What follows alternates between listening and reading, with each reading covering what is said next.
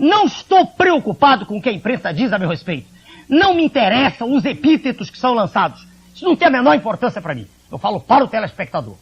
Se o senhor está insatisfeito com tudo que aí está, se o senhor quer uma nação realmente soberana, uma nação da qual seus filhos se orgulhem, uma nação que possa não estar de joelhos como a nossa hoje, sendo a nação mais rica do planeta, mas uma nação que possa se erguer nos seus próprios pés, enquanto nossas riquezas forem desviadas, enquanto não se criar de novo o sentimento cívico, enquanto nós não pudermos nos levantar como nação com o núcleo básico que é a família, né?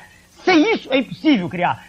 Continuando do jeito que está, como um navio sem rumo, com essas discussões estólidas, intermináveis, em que nada mais tem importância, em que todo mundo tem medo de dizer que tem que ser respeitado uma autoridade. Até Cristo, o grande Jesus Cristo, o mentor do universo, num certo momento pegou açoite na mão contra os vendilhões do templo. Todo mundo sabe disso. Não se pode continuar mais nesse estado de caos institucional generalizado. É preciso haver ordem na casa. Ordem não é ser autocrata, não é ser discricionário. Ordem é a feição natural das coisas do universo.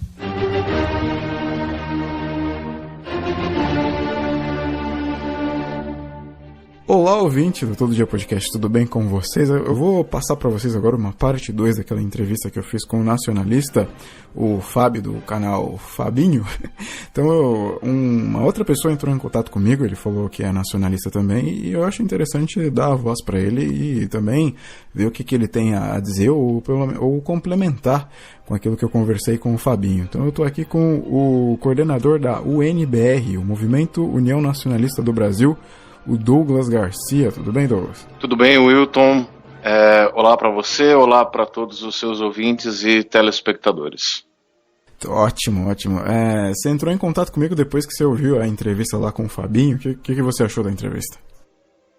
Eu achei excelente. O Fabinho é um grande nacionalista, um jovem youtuber, um jovem bem esclarecido, um jovem que já está há alguns anos conosco nessa jornada, né? Essa jornada que a princípio era só esclarecedora, né? Nós víamos que muito se falava de Dr. Enéas na internet, mas nós não víamos uma clareza naquilo que o Dr. Enéas pregava, né? É muito importante dizer, se você me permite aqui contar um pouco dessa história.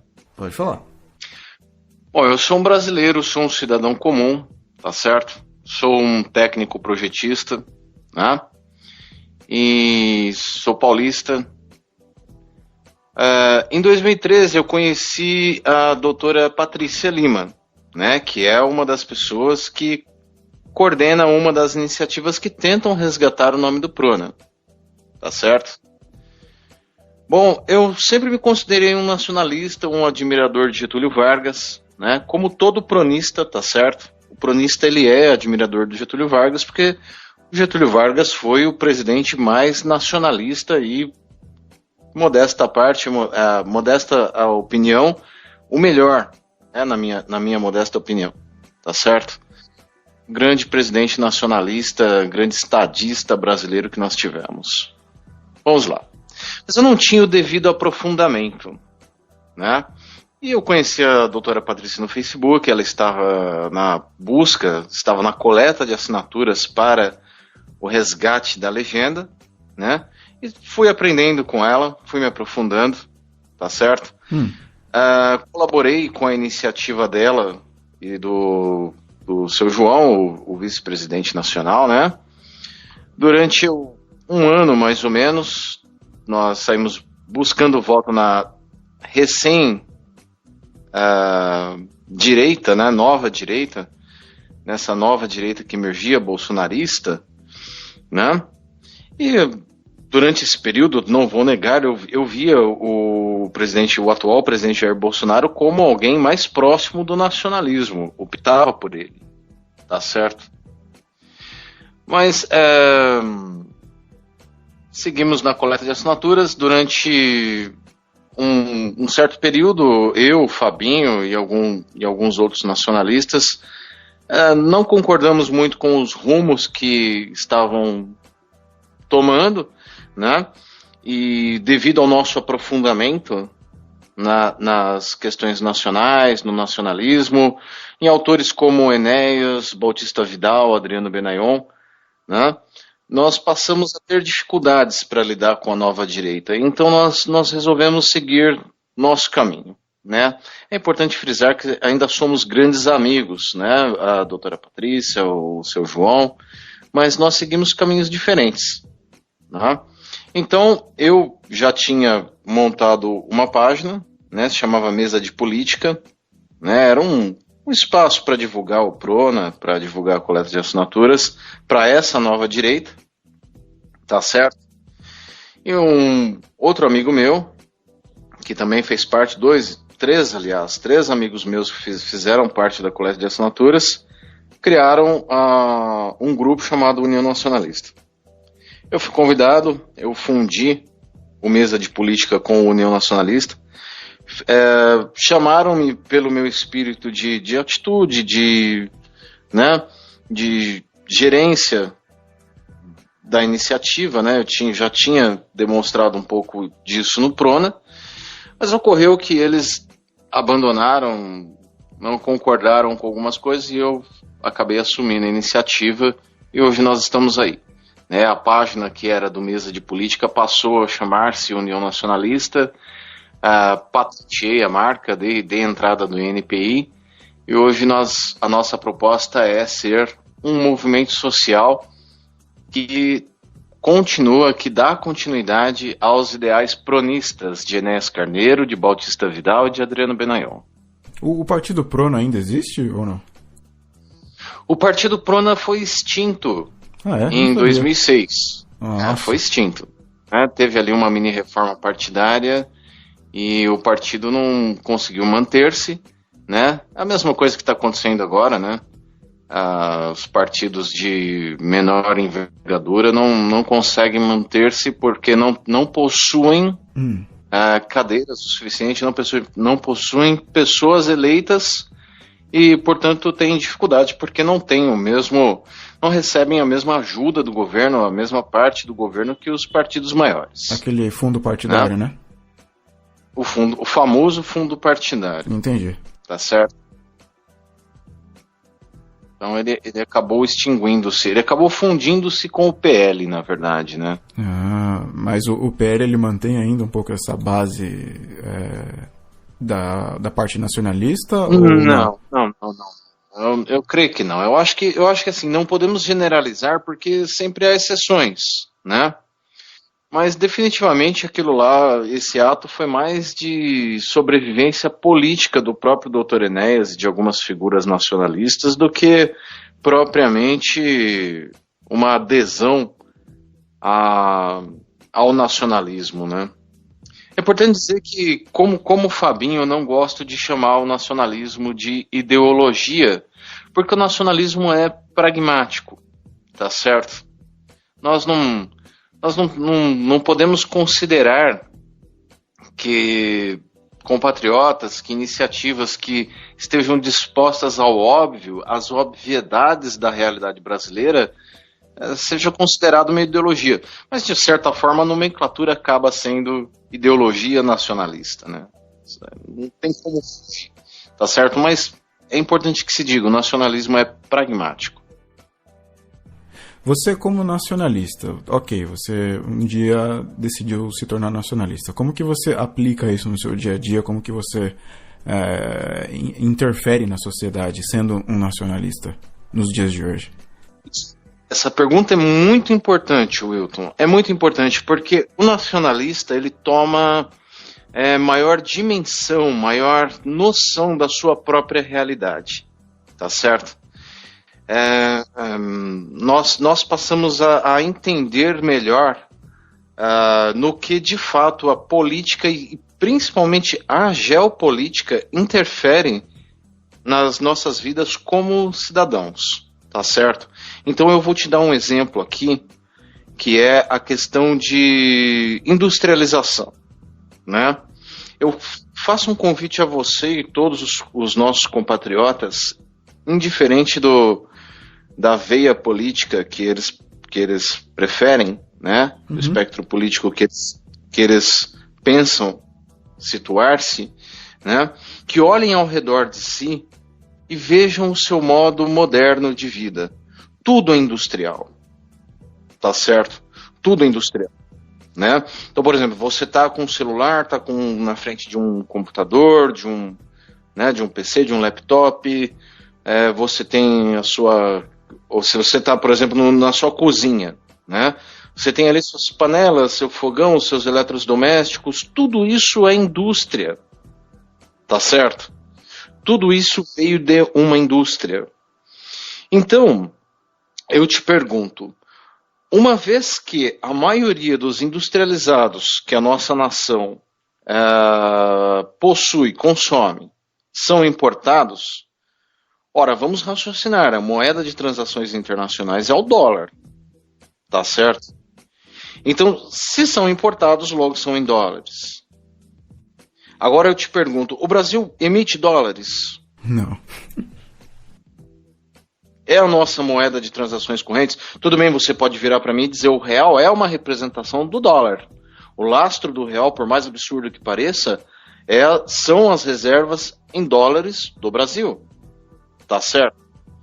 Por isso que há uma luta muito grande de se exportar, né? E no Brasil exporta-se commodities, produtos não industrializados ou apenas semi-industrializados, né? E a partir desses fatores todos, eu não sei se eu estou sendo prático no raciocínio, se eu estou conseguindo me fazer entender. Não, tá ótimo, pode continuar. Né? Tá certo.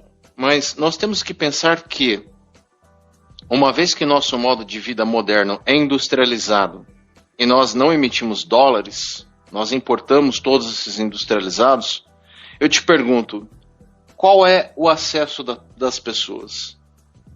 Não é verdade? Sim, sim, sim. Quantas pessoas conseguem acessar?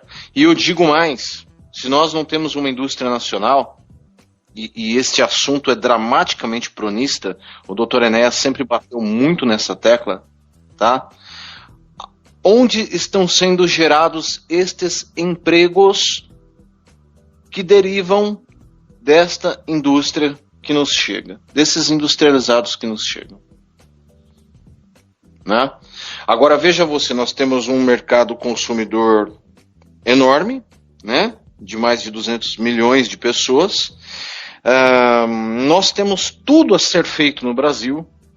Nós temos milhões de pessoas que precisam consumir, né? E eu não estou falando aqui de ensejar ou de movimentar a economia apenas incentivando o consumo desenfreado, não é nada disso, tá certo? Isso já foi praticado e não deu certo, né? Foi o receituário até certa feita no governo PSDB, foi o receituário na era PT e nós vimos no que deu, né? Nós temos problemas com a balança comercial e com os índices inflacionários, porque a inflação no Brasil, ao contrário do que se diz, ela não é questão de consumo, ela é questão de câmbio. Se a maioria se o nosso modo de vida industrial é importado, até os rudimentos, por mais absurdo que pareça, e rudimentos, quando eu digo rudimentos, nós estamos falando de panelas, de utensílios, né, de ferramentas. Você olha, é made in China, made in Taiwan. Isso. Tá certo? São em dólar. Né? Agora eu te digo, por que uma indústria nacional não pode produzir estes rudimentos e fazer um desenvolvimento brasileiro, geração de emprego? Por que isso não acontece no Brasil? Porque isso não acontece porque nós não temos um governo que queira governar pelo povo brasileiro. Essa é a verdade. Desde Getúlio Vargas, à exceção de uma tentativa do general Geisel, nós não temos presidentes da República. Nós temos títeres. Nós temos vassalos do poder mundial, do sistema financeiro internacional, que nos impõe as suas regras, que determinam a distribuição internacional do trabalho. Tá certo? Getúlio Vargas foi o último homem presidente da República de fato e direito.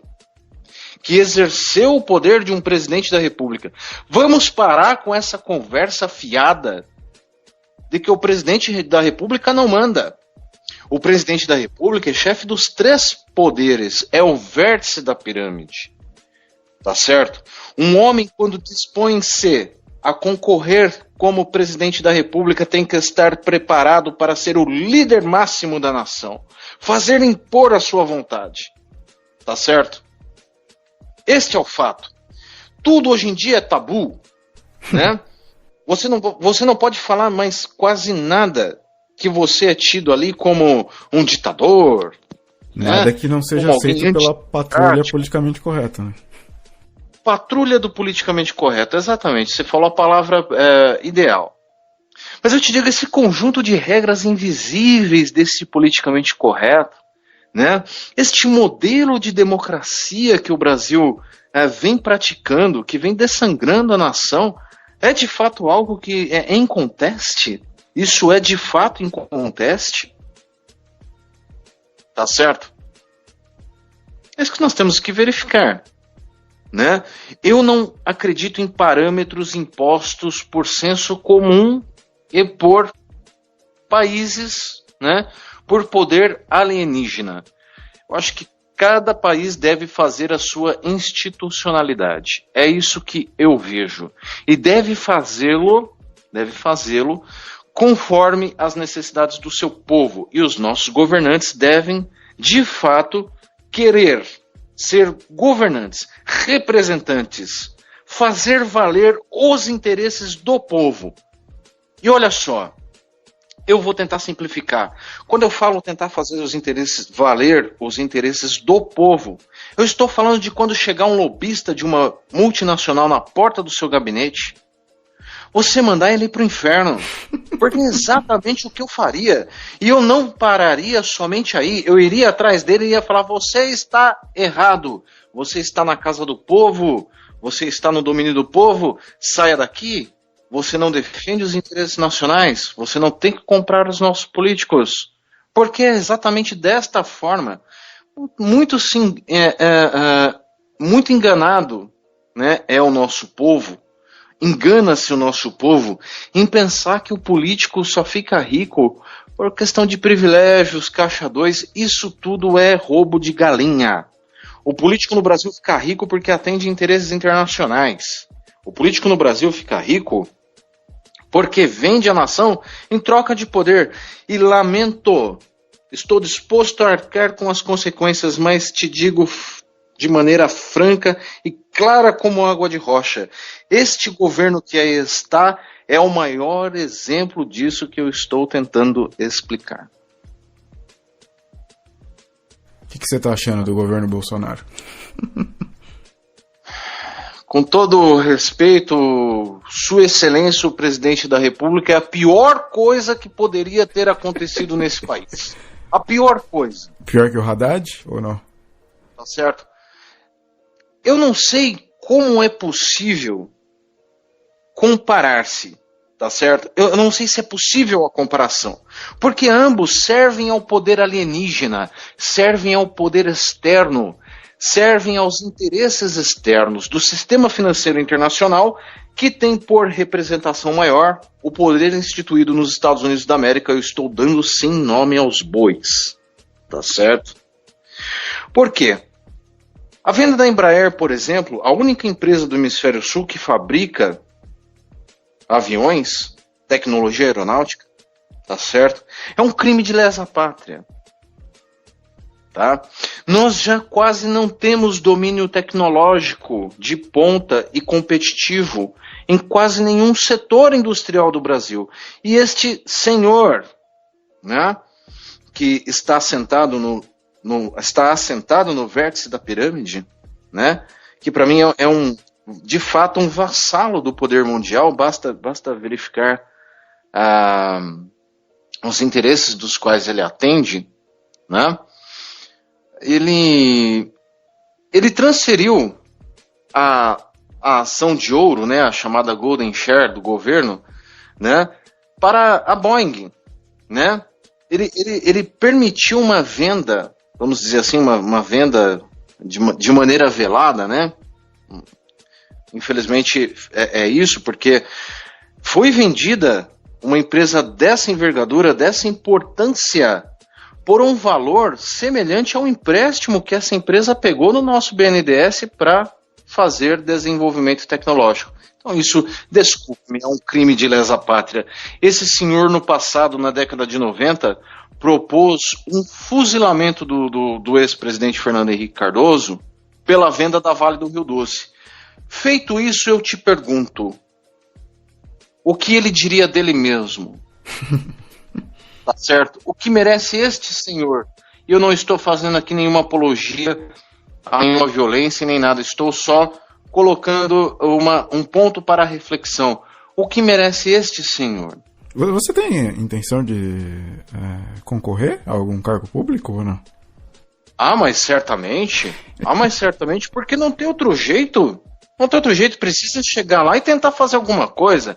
Agora, não me venha com essas falácias que nós estamos acostumados, de que chegando-se lá, a pessoa pode corromper-se, né? Ou chegando lá não pode se fazer nada, porque pode sim, né? Você pode ser enérgico, né? Chegar lá e, de fato, agitar as coisas.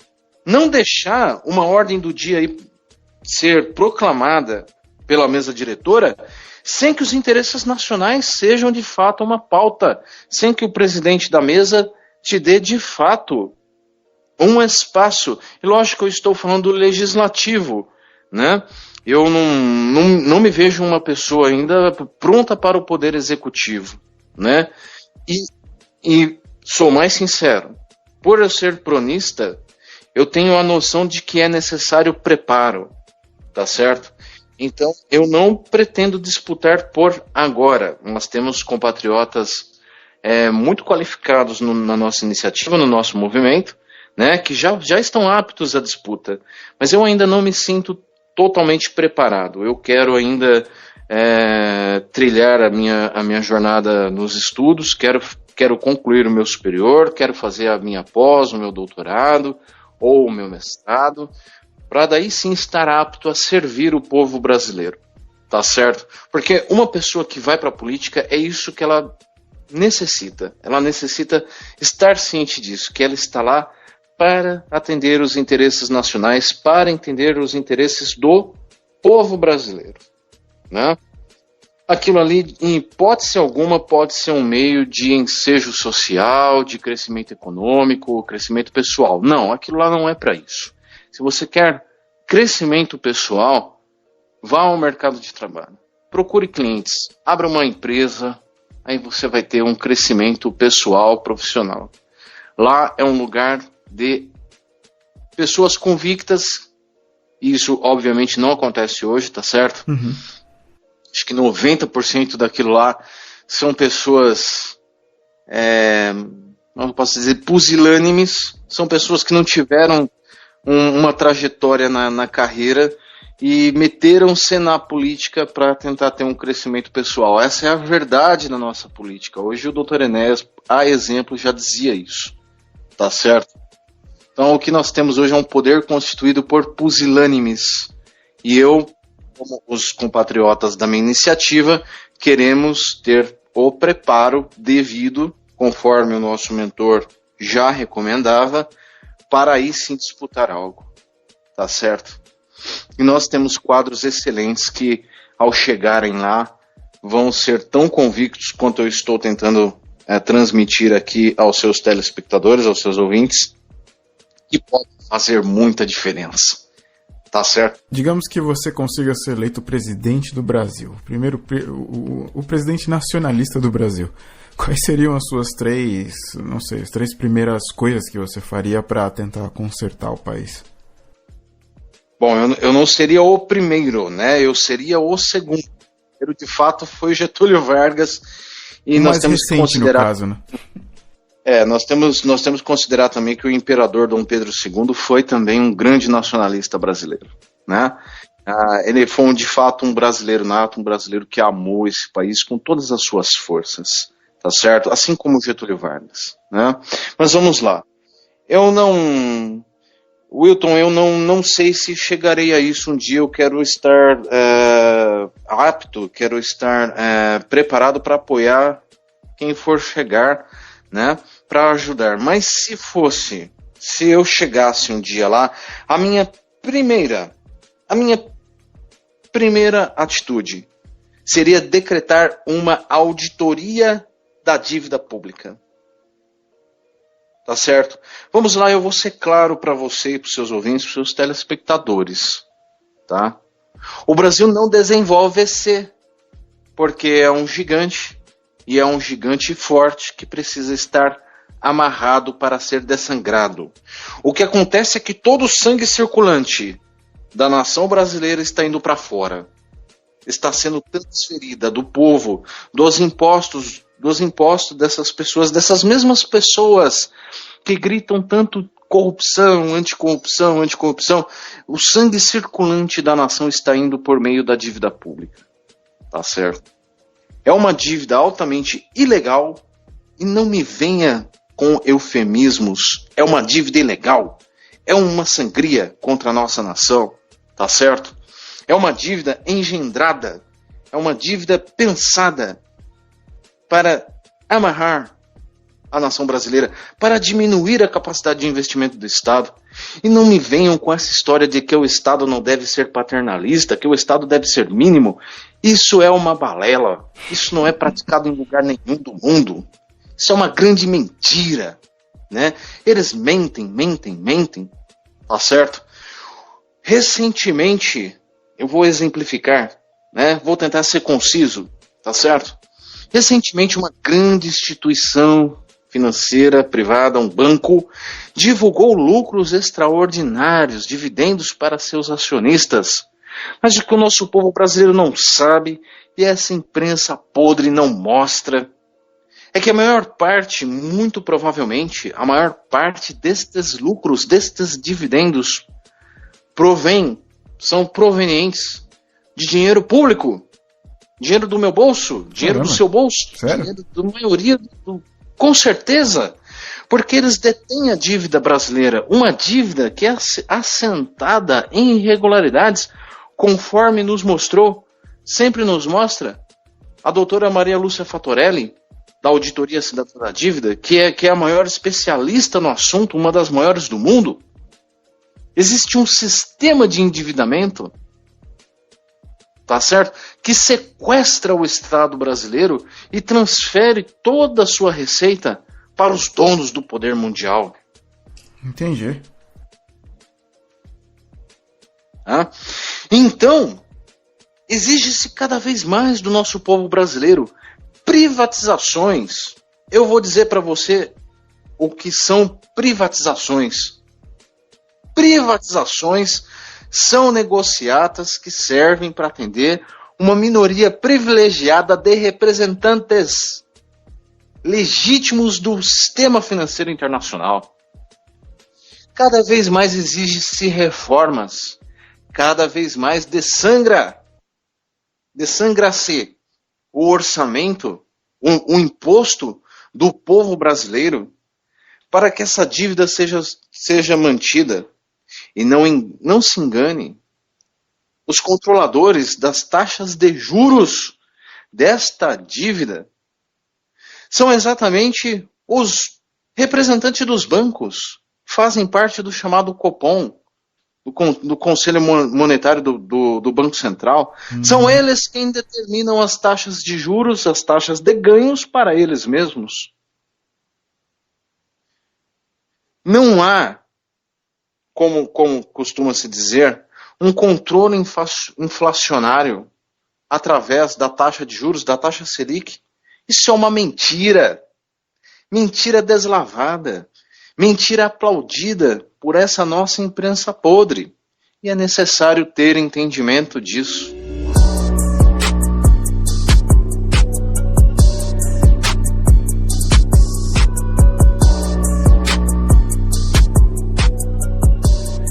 É complicado. Eu espero que tudo que eu estou tentando explicar aqui que isso é o cerne da questão, né? Que as pessoas de fato estejam entendendo como funciona esse sistema que dessangra a nação. Agora vamos voltar à sua pergunta, né? Você tinha falado 3 medidas como presidente da República. Muito bem.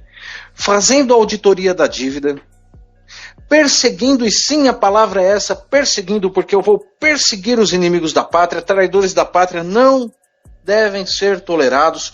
Todos esses que endividaram a nação brasileira serão cobrados na justiça, tá certo? E que se faça justiça, terão amplo direito à defesa, porque eu acredito numa justiça que concede um amplo direito à defesa, mas eles serão acusados, nacionais ou internacionais. Vamos retomar todo o patrimônio dessangrado da nação brasileira, que foi transmitido, que foi doado, tá certo? Para esses senhores do mundo, para esses representantes do sistema financeiro internacional, a pretexto de pagar-se uma dívida que já foi paga muitas vezes. Uma dívida. Segundo lugar, vamos fazer uma industrialização nacional. Agora, muita gente estúpida, né, e a maioria, desculpe, tá, mas a maioria é eleitor deste que aí está na presidência da República, de Sua Excelência o Presidente da República. A maioria é eleitor dele. São incautos, de fato, são ignorantes políticos. Tá certo? Política e econômica não possuem noção da sua própria realidade. Tá certo? A maioria são eleitores. Nós faremos uma industrialização, mas nós vamos competir com microchip. Nós vamos já fazer tecnologia de ponta. Nós vamos competir com Europa, Estados Unidos, China. Coreia. Claro que não. Né? Vamos fazer uma industrialização por rudimentos. Em áreas que o governo compra. Em áreas que o governo já investiu, como o nosso petróleo e o nosso gás, como a nossa Petrobras. Vamos retomar todas as nossas reservas de petróleo. Vamos refinar o nosso combustível em território nacional, gerando empregos, gerando renda, aumento da massa salarial. E sim, será estatal. Qual o problema nisso? Chamem do que quiserem.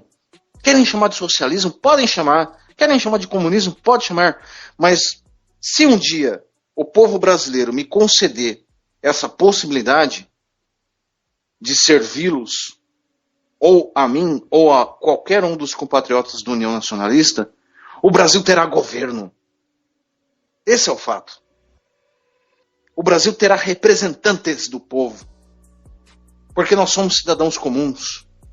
Nós conhecemos o drama do povo brasileiro. Eu nunca fui estudante de uma escola particular. Eu trabalho desde os 8 anos de idade. Eu conheço o drama do nosso povo. Assim como a maioria que está na nossa iniciativa também o conhece. Então nós faremos uma industrialização a partir de onde já há dinheiro gasto, aonde já se foi gasto dinheiro, e nós tomaremos o patrimônio da nação que está sendo dessangrado, que está sendo tomado. E graças a uma auditoria da dívida pública, nós recuperaremos a capacidade de investimento do Estado Nacional. Essa seria uma segunda medida. Uma terceira medida seria o total amparo à nossa população, injetando recursos vultosos nas áreas sociais, ampliando programas como Bolsa Família, sim, e eu quero que a direita fique doída por isso, porque eles não sabem a importância de amparar as pessoas que estão excluídas, economicamente falando, socialmente falando. O que nós observaremos com essa ideia estúpida de liberalismo, com essa ideia estúpida de somente os mais aptos, de Estado mínimo, é uma multidão de miseráveis saqueando, quebrando, invadindo, com uma esquerda louca, com uma esquerda desordenada, aplaudindo, absorvendo-os como movimentos sociais para obter votos. Então nós temos uma direita no Brasil que vende a nação escancaradamente em troca de poder, que defende um moralismo sem a menor base, sem Razão de ser porque um Estado que não pode investir no social não pode fazer educação nem conservadora e nem progressista. Essa é a verdade. E nós temos uma esquerda que tenta representar essa miséria, mas que pratica a mesma coisa, que servem aos mesmos donos do poder mundial. Vamos restabelecer a ordem, mas vamos restabelecer a partir de cima, com soberania, com representação verdadeira. Tá certo? Vamos investir vultosos recursos em áreas sociais. Nós, pronistas do União Nacionalista, acreditamos sim nos mais aptos. Acreditamos sim num capitalismo de verdade, onde a nação pode competir lá fora.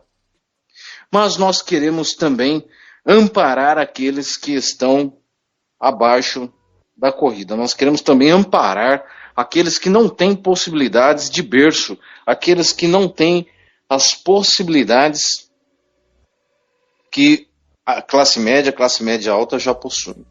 Tá certo? Então nós vamos fazer um amparo social enorme, grandioso, porque nós teremos recuperado a capacidade de investimento do Estado. Vamos investir em um grande nicho, em um grande meio de inclusão social e de geração de emprego e renda, que é a construção civil, que são as obras de infraestrutura. Vamos investir vultosos recursos, não só no subsídio, mas também no financiamento barato das moradias. O brasileiro, eu não tenho esse número agora em mão, mas o brasileiro em geral ou mora de aluguel ou mora em favela. Um percentual pequeno da população brasileira é dono de casa própria. Tá certo? Vamos colocar esse povo nas suas casas. Vamos assentar o nosso povo. Tá certo? Tá certo. Tá ótimo.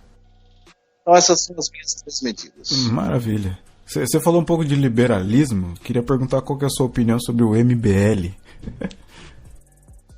Vamos lá. Né? Problemático.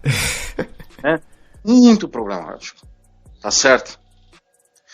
Bom, recentemente um jornal inglês, se eu não me engano, o The Guardian, revelou que este grupo, né, recebeu recursos externos, recursos de investidores do petróleo, do setor de petróleo internacional. A informação não é minha, eu estou falando para você o que eu vi na mídia, tá certo? Para defender as ideias de liberalismo no Brasil, para defender as privatizações, para defender a entrega do patrimônio brasileiro, o pré-sal, a Petrobras. Então isso por si só, este fato por si só, mostra a real intenção desses senhores. Tá certo? Eles defendem uma abertura incondicional, mas uma abertura incondicional é suicídio. País nenhum do mundo faz uma abertura incondicional. O que será da nossa indústria? A pretexto de modernidade, de entrar para o primeiro mundo, de ter aperfeiçoamento tecnológico, eles querem que o Brasil abra totalmente para produtos estrangeiros. Tá certo? Eu vou te dizer o que vai acontecer aqui se o MBL continuar na política, se eles continuarem galgando passos na política. Daqui a alguns anos, daqui 200 anos, restará buracos no Brasil. É isso que vai acontecer. Tá certo? Nós já somos, mas isso será aprofundado. Já está em aprofundamento. Tá? Uma colônia de exploração. Tá? Nós vamos exportar tudo que nós temos aqui de melhor. Toda a nossa riqueza, a riqueza verdadeira, vai para fora. Junto com o sangue da população brasileira. Né? E nós não nos restará nada. Não nos restará nada. Esse é o liberalismo que o MBL prega. A abertura incondicional é suicídio. Ela não é praticada em lugar nenhum do mundo. Nós temos que pensar assim em abertura a partir do momento que nós temos musculatura. A partir do momento que nós temos indústria nacional. Pelo menos no setor de rudimentos. Tá? Eles têm uma falácia. O senhor, Sua Excelência, o deputado Eduardo Bolsonaro, filho do atual presidente da República, fez um vídeo uma vez dizendo que a Petrobras atrapalhava o setor de petróleo. Atrapalhava a concorrência. Tá certo? Eu te pergunto, O que impede essas empresas internacionais de trazerem os seus produtos derivados de petróleo para concorrer com a nossa Petrobras? Me diga, por favor, eu não sou um profundo conhecedor da lei e nem de certas áreas que a Petrobras detém monopólio ou detinha, que foi tudo quebrado, entregue, tá certo? Mas o que impede que os estrangeiros tragam o seu produto para cá para concorrer com a nossa Petrobras? Por que não essa lógica? Por que a lógica tem que ser outra?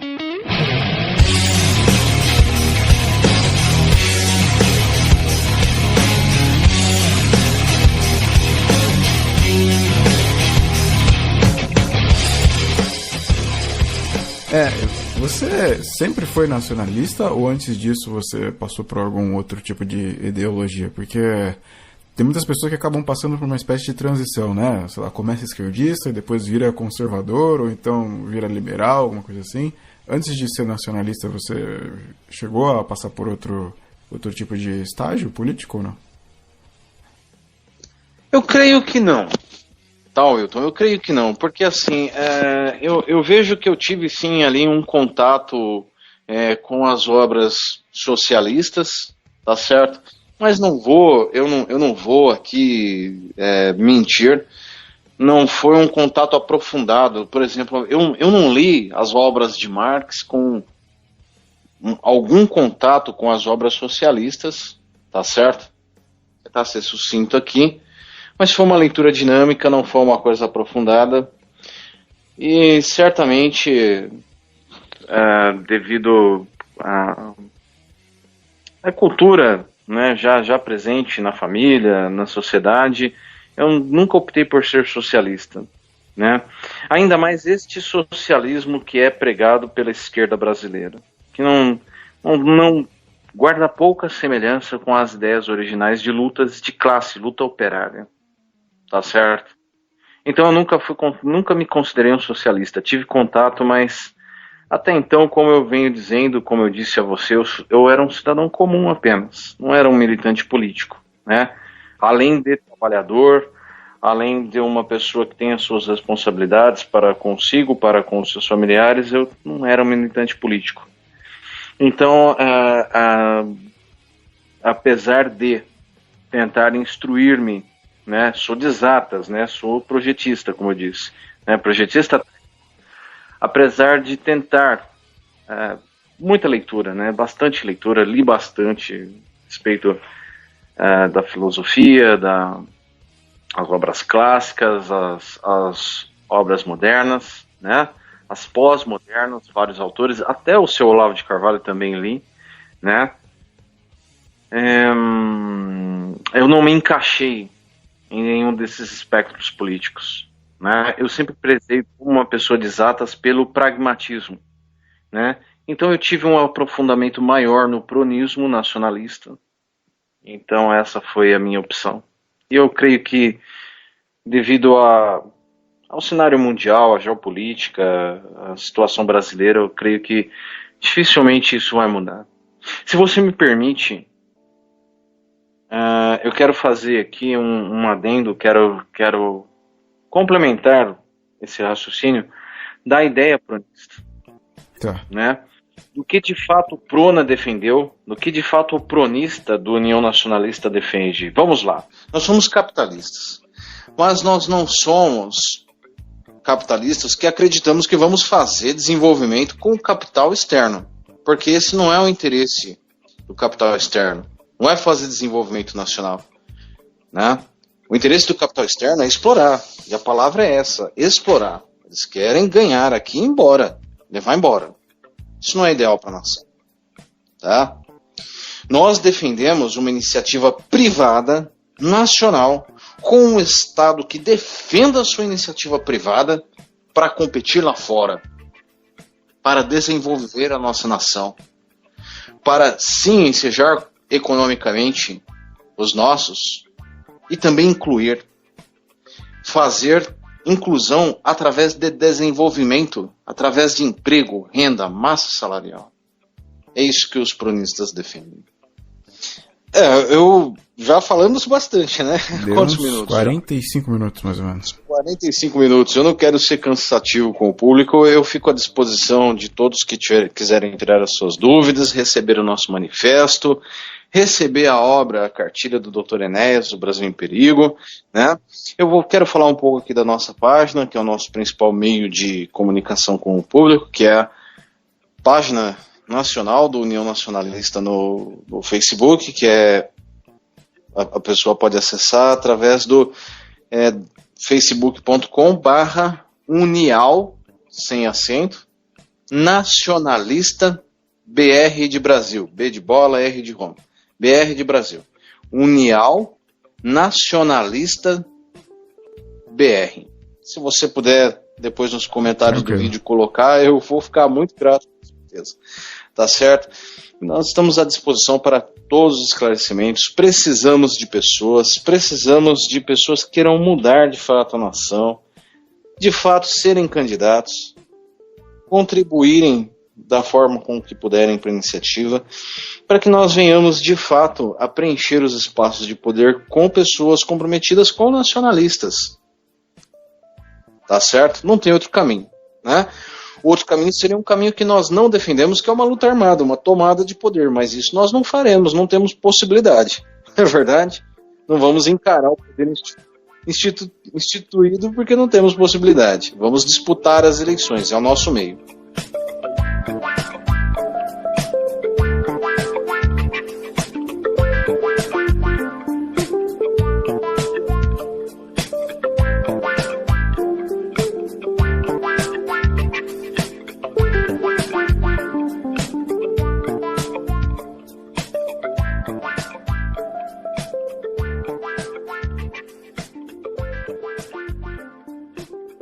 Você entrou num assunto que ficou polêmico na entrevista com o Fabinho, que foi que ele falou que o único jeito de consertar o país seria realmente na base da opressão mesmo.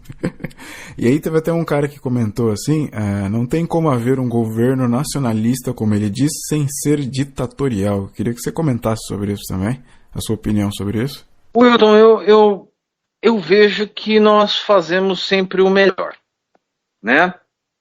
E às vezes esse melhor, ele nem sempre é consenso, né? Principalmente entre aqueles que defendem interesses internacionais. Eles não vão aceitar. Eles têm poder para impedir. Eles têm dinheiro, muito. Tá certo? Então, quando necessário, né? Quando necessário, um governo que realmente seja governo, que realmente defenda os interesses da nação, tem legitimidade. Ele tem que fazer uso da mão forte. Tá? Ele tem que botar as suas forças de segurança para agirem. Inteligência militar. Inteligência de identificar quem são os verdadeiros traidores da nação. Porque a palavra é esta. Uma vez que você defende interesses internacionais, você é um traidor da pátria. Entendi. Você é um traidor da pátria. A palavra não é outra. Não há eufemismos para isso. Tá certo? Se você aceita lobby de empresa internacional para defender no Congresso, usar o seu mandato que o povo te deu para defender os interesses dela, lá no Congresso, votar uma lei, votar uma privatização, votar uma entrega, votar um orçamento. Se você está fazendo isso, você é um traidor da pátria. A palavra é essa. Desculpe. Eu não gosto de meias palavras. A palavra é essa. Tá certo? Agora, existe uma diferença entre você criar uma corrente nacional, uma corrente nacionalista, você ser claro como água de rocha para o povo brasileiro, ter convencimento e propriedade do que fala para o nosso povo e agir com essa aprovação que o povo te dá quando te elege, né?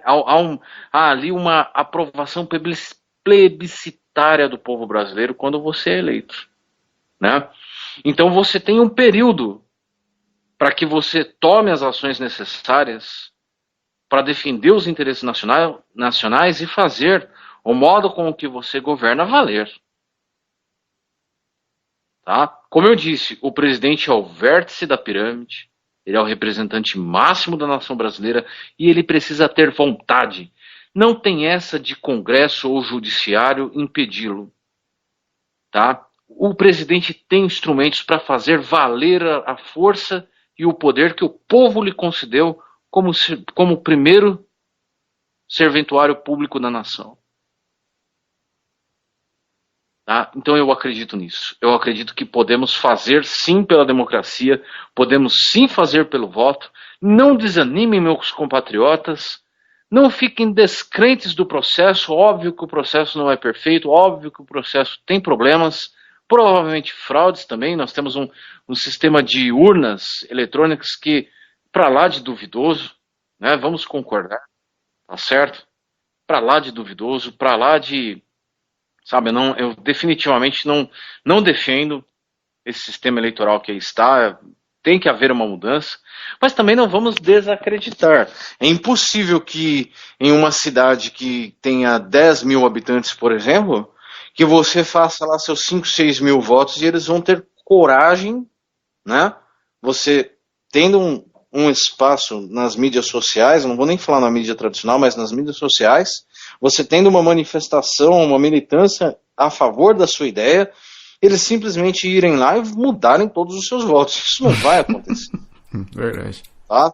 Também é ilusão pensar que eles vão pegar metade do eleitorado, porque a ideia é construir uma corrente nacionalista, né? Uma corrente de pensamento nacionalista a nível nacional. Né? Não pense que eles vão ter coragem de ir lá e fraudar escancaradamente o processo, porque vai ter quem cobre. Tá? Então não desistam, compatriotas. Né? Existem 2 meios. Ou você entra na política e é eleito para fazer valer aquilo, a determinação do povo, a confiança do povo, que te concedeu aquele mandato, defendeu os interesses nacionais, defendeu o interesse do povo, ou você toma o poder instituído. E esse não é nosso caminho, porque nós sabemos, pela obviedade, que não podemos enfrentar as forças deste poder instituído. Tá certo? Então essa é a minha visão a respeito disso.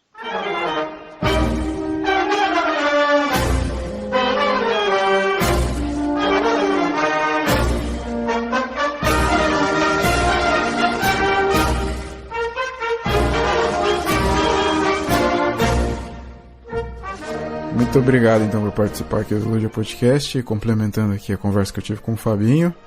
E vamos deixar o pessoal comentar e, de repente, você volta aí para uma parte 2 e você só responde a pergunta do pessoal, pode ser? Será uma grande satisfação, não tenha dúvida.